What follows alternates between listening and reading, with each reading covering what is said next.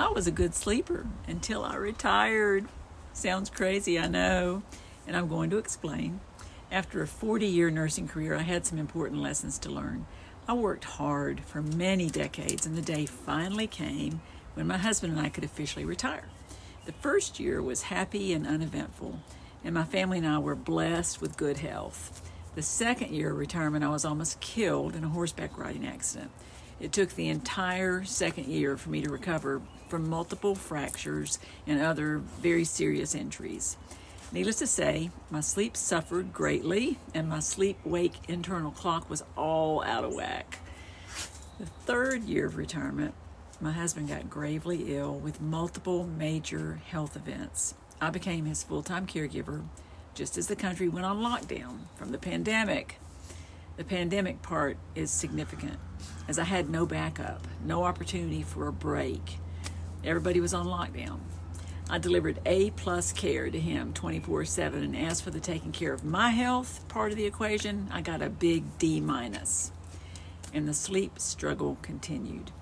I began to fall apart over that third year from chronic stress, elevated cortisol, which is a powerful stress hormone, and chronic widespread inflammation that developed in my body as a result of the chronic stress and elevated cortisol. One of the areas that got hit hard from the inflammation was my gut. And the avalanche of symptoms that got triggered was massive.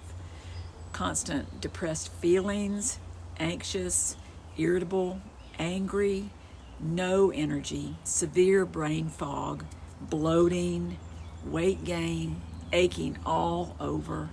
And as I've mentioned, major sleep struggles. No matter what I tried, I could not get a good night's sleep. I talk a lot on my TikTok channel about my retirement story, how everything went sideways. I also talk about how everything shifted after one conversation changed my life. When some dear friends did a chronic stress intervention on me, they taught me all about how the gut is the foundation of all physical and mental wellness, how it is the second brain, how it houses 70% of the immune system, how 90% of our feel-good neurotransmitters are made in the gut.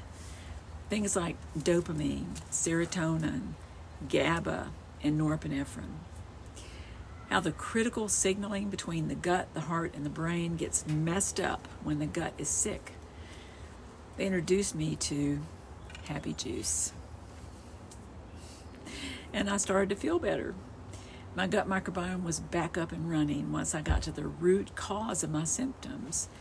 I also learned even more about how sleep needs to become a priority superpower in order to continue to enjoy the best overall physical and mental wellness. Lack of sleep is the most underappreciated and toxic source of stress in our lives. Here is some important information about sleep. Night after night, your body follows a path to sleep. Breathing slows, muscles relax, heart rate and blood pressure drop, body temperature falls. Then the brain releases the sleep hormone melatonin and begins a slow descent into sleep.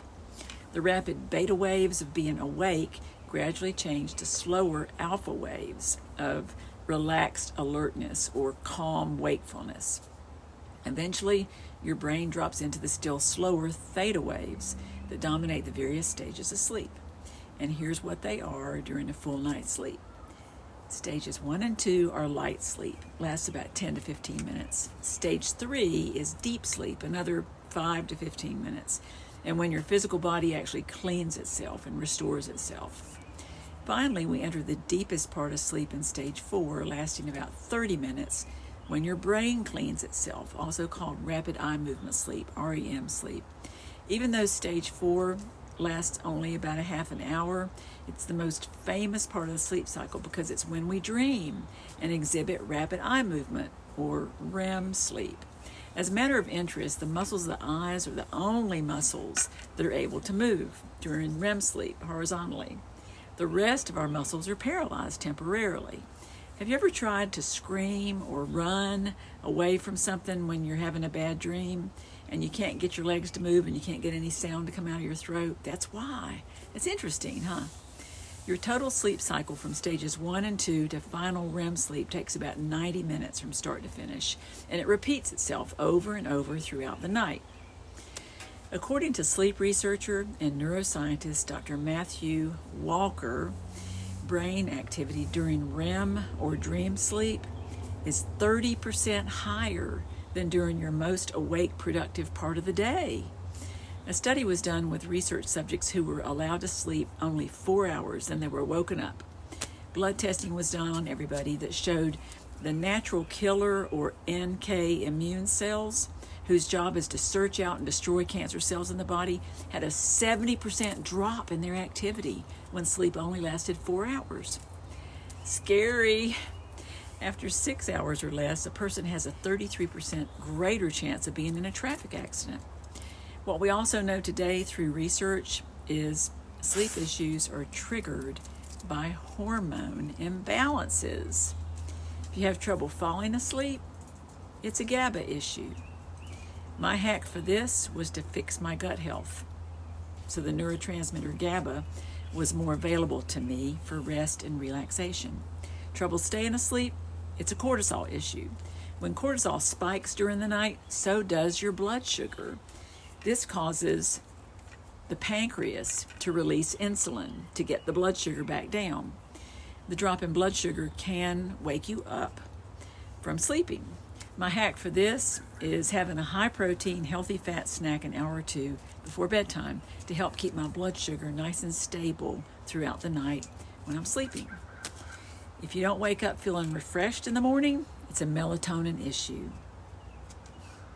Melatonin is a naturally produced sleep hormone produced by the body in response to the sun going down. The pineal gland in the brain will trigger melatonin production as it gets dark outside. When we stay on our electronic devices until the last minute at night, the blue light emitted from those electronic devices tricks our brain into thinking it's still daylight outside and we should stay awake and alert. And guess what happens to melatonin production? It gets slowed down or interrupted, and we find ourselves wide awake at bedtime. At least an hour or two before bed, turn off all your screens, your smartphones, your tablets, your readers, laptops, TVs. Read a book the old-fashioned way, like we used to. Turn down the lights in the house. Turn off the overhead lights. Drink some herbal tea. Take a warm bath. Maybe add some Epsom salts in it because the magnesium will help your muscles relax in preparation for a good night's sleep. Makes sense? Do some gentle stretching or some yoga. Give your brain the message that it's time to relax. According to Dr. Walker, melatonin supplements are not your sleep friend. There are 2 instances where it might be appropriate to use melatonin supplements. Number 1, if you're jet lagged and you need help resetting your internal sleep-wake clock. And number 2, if you work shifts and you need help falling asleep during the day. Melatonin supplements are typically dosed at 3 to 5 milligrams at bedtime, which has been shown through research to be up to 60 times higher than what the body can fully metabolize at night. The result? Melatonin hangover, as it takes half the next day to get rid of the sleepiness. Melatonin supplements have also been reported to cause nightmares. Between the years 2012 and 2021, melatonin supplements in children increased by over 500%. That got my attention. And the most common reason for a parent to call a poison control center in the year 2020 was melatonin overdose in their child. Bottom line, our bodies make our own melatonin. Melatonin supplements were never meant to be used long term and have not been associated with improving overall quality of sleep or number of hours that you do sleep. Prescription sleep meds being used long term have been linked to an increased risk of Alzheimer's. According to the Harvard Health Newsletter and the American Academy of Neurology, chronic use of anticholinergics such as antihistamines have also been linked to cognitive decline and memory problems. Remember this, Sleep is one of the most important and most modifiable of all the lifestyle factors associated with mental fitness and physical wellness. If your sleep is messed up, it affects everything. Want to know more? Book a call with me. It's free. We can sort things out and I will help you. Much love.